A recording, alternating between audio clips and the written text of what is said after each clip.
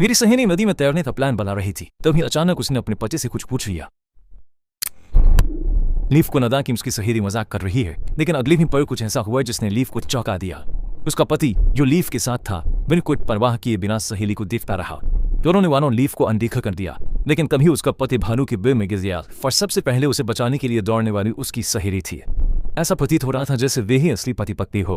इसी क्षण लीफ को एहसास हुआ कि उसकी शंका सत्य साबित हुई। उसका पति सचमुच उसकी सहेली के करीब हो गया था। लीफ का कारण हो सकता है कि जब वे हनीमून पर आई तो संयोग से उसकी सहेली से उनकी मुलाकात हो गई। जैसे ही लीफ इस पर चिंतित हुई, उसकी सहेली में लीफ के पति को मैसेज कर डेट पर बनाया। इस घटना के कारण गुस्से ने आकर लीफ ने अपने पति को, जो सहेली के साथ डेट पर था, हाई में गिरा दिया। लेकिन जब वो घर पहुंची तो उसने अपने पति को दरवाजे पर खुला पाया। यहाँ के वास्तव में लीफ ने गलत व्यक्ति को मारा था। वह लाल रेनकोट वाला आदमी था। वह खुद उसकी सहेली कारा थी। कारा की मौत की खबर सुनकर दोनों घबराने। उसका पति डर रहा था कि उसकी और कारा की रिश्ता उजागर ना हो जाए। वहीं लीफ अपनी हत्या की बात छिपाने की कोशिश कर रही थी। दोनों ने मिलकर पुलिस के सामने एक दूसरे को बचाने के लिए झूठ बोला, लेकिन जब उन्हें लगा कि समस्या खत्म हो गई है, पुलिस ने जांच में कारा की हत्या के सुराग खोज निकाले। विल, जो अपील और कारा के रिश्ते को लेकर चिंतित था, उसने लीफ को सारा सच बताया और फिर से झूठ बोलने की मदद मारी। लीफ के उससे की उम्मीद करने वाली विल ये देखकर हैरान रहते कि वह शांति से सब स्वीकार कर रही थी। उसने उसे मदद करने की योजना भी दी। अनिश्चित थी। लीफ की आवाज में कोई भाव नहीं था, लेकिन उसके भीतर एक तूफान मचा हुआ था। विम ने पूरी सच्चाई लीफ को बताई। उसने बताया कि उन्होंने कंपनी के कंप्यूटर से ईमेल और एक बार उपयोग किए गए फोन से मैसेज भेजे थे और हर बार उसने तारा को सबूत मिटाने के लिए कहा था। अभी भी सबसे जरूरी काम था इन ईमेल्स को नष्ट करिए। सबसे मुश्किल बात यह थी कि उसने तारा को घंटे चाबी दी थी। यह सुनते ही जैसे लीफ के नक्की संयन को धारदार चाकू में भेद दिया।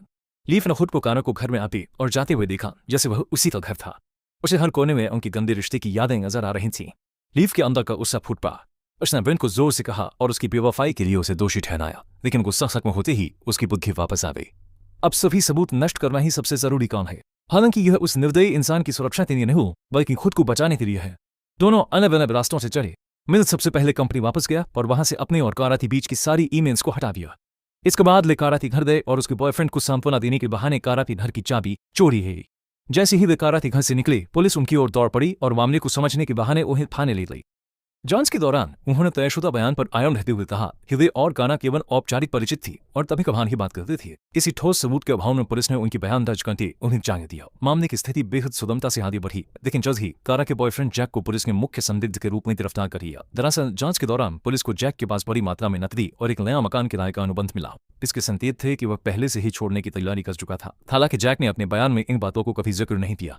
जैक ने पुलिस की पूछताछ के सामने खामोशी बरती। उसकी भावनाओं ने स्पष्ट पेच था। यहाँ तक कि प्रत्यक्षदर्शियों ने बताया कि घटना की रात कारा को काफी देर तक अकेले गलियारे में रोते दिखा था। सभी संकेतों से पता चलता है कि दोनों के बीच रिश्ते टूट गए थे और जैक को हत्या पर स्रोत मिला था। हालांकि कोई ठोस सबूत नहीं था। पुलिस ने अपनी निगाहें पूरी तरह जैक पर टिका दी। यूं नहीं जानती थी कि घटना की रात कारा जैक की वजह से नहीं रो रही थी, बल्कि विल द्वारा तलाक के लिए मना कर ले और साथ भागने की वजह से रो रही थी।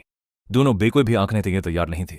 सुकून की स्थिति केवल क्षणिक थी, क्योंकि लिव थी वहां अचानक आ गई। लिव के घर पर माँ ने गलती से पारा और विन की तस्वीरें देखी और तुरंत समझ गई कि उसकी बेटी पति के दुर्मति का शिकार हो रही है। उससे ने उसने उन तस्वीरों को लेकर पुलिस स्टेशन जाने का फैसला किया। हाँ कि समय रहते लिव ने उसे रोक लिया, लेकिन माँ ने जोर देकर कहा कि लिव चाहे जो हो, सारी जिम्मेदारी वही पर डाल दे।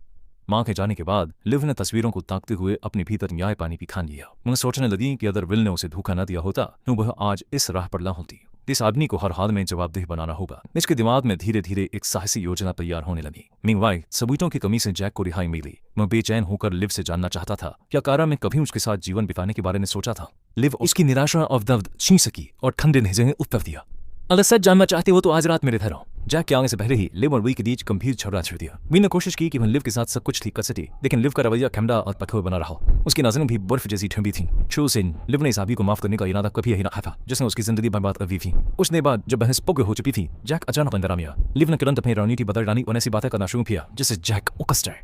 और जैसे ही वी को लगा कि लिव खतरे में है, उसने सबके सामने अपने और आराधे रिश्ते को स्वीकार कर लिया। इसके बावजूद वो अजीब तरह से जैक को शांत करने की कोशिश कर रहा था कि लिव को नुकसान न पहुंचाए। लेकिन जैक, जो पहले से ही धोखा खाने के बाद क्रोधित था, खतरनाक हद तक बेकाबू हो चुका था। अचानक वह चिल्लाता हुआ वी पर छपका। दोनों के बीच भयंकर लड़ाई शुरू हुई। विन, जो पहले से कमजोर था, जल्द ही जमीन पर बेसुध हो गया। लेकिन जो लिव ने नहीं सोचा था वह यह था कि उससे न पादर जैक ने अब उसकी तरफ भी रुक कर दिया। उसने लिव पर अपना सारा गुस्सा निकाल दिया, क्योंकि लिव ने सब कुछ जानते हुए उसे धोखे में रखा।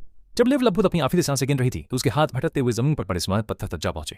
अपने जीवन की आखिरी उम्मीद ने उसे पूरी ताकत से पत्थर जैक के सिर पे मारा। जैक फर्श पर दे पड़ा और एकदम शांत हो गया। लिव थक कर फर्श पर बैठ गई। जैक की बेसुध देर को देखते हुए उसकी आंखें निस्तब्ध पर खाली थीं। उसे कल्पना थी कि उसकी मृत्यु किसी और की तरह रहेगी, लेकिन वो जानवर की पड़ गई और उसे खुद एक और जान लेगी। बर्बादी जिसमें कोई उम्मीद हो वहां से लौटना असंभव होता है। यह घटना एक ऐसे चरित्र की यात्रा का प्रतीक है जो माँ बेटी के समर्थन से अपने काम को तर्क संगत बनाने की कोशिश करता है। दो महिलाएं एक दूसरे का सहारा बनती है और केवल पुरुषों से ही नहीं उनकी सामाजिक दबावों से भी आदत रखती है। खून खराबे का रोमांच तक सीमित नहीं रहती, उनकी शादी में भूखे और महिलाओं के अस्तित्व की जंग जैसे पहलुओं को उजागर करती है। और माँ की बात एक बात अंततः कहानी की दिशा को और भी जगन और अप्रत्याशित बना देती है। ठीक है, इस वीडियो में इतना ही। अगले एपिसोड में फिर मिलते हैं।